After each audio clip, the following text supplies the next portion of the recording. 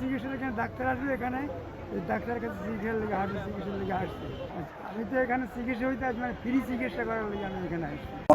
আসলে আমরা আমাদের নেতা জননেতা জনাব ব্যারিস্টার কায়সার কামাল মহোদয়ের উদ্যোগে আজকে এই লেঙ্গুরা স্কুল অ্যান্ড কলেজ মাঠে এই ফ্রি মেডিকেল ক্যাম্প করা হয়েছে।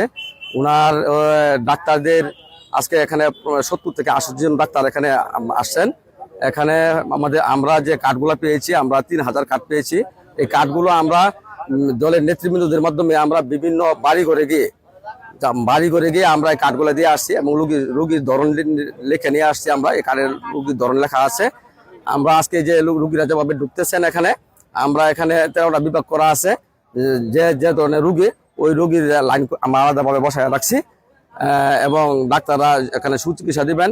এবং যাদের চিকিৎসা এখানে হবে না, আমাদের জননেতা জনাব ব্যারিস্টার কায়সার কামাল মহোদয় বলছেন তাকে উন্নত চিকিৎসা দেওয়ার জন্য ময়মনসিংহ অথবা ঢাকা নিতে হলেও তাকে উন্নত চিকিৎসা দিবে, এই আশ্বস্ত আমাদেরকে করেছে।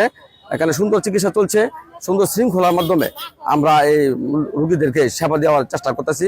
যারা ভলেন্টিয়াররা আছেন তারাও সঠিকভাবে সেবা দেওয়ার চেষ্টা করতেছি ইনশাআল্লাহ। অযথা যেন লোকজন ঘোরাফেরা না করে, আমরা যারা ভলান্টিয়ার রয়েছে, স্বেচ্ছাসেবক, অযথা এখানে ঘোরাফেরা করার জন্য লোককে দিবেন না।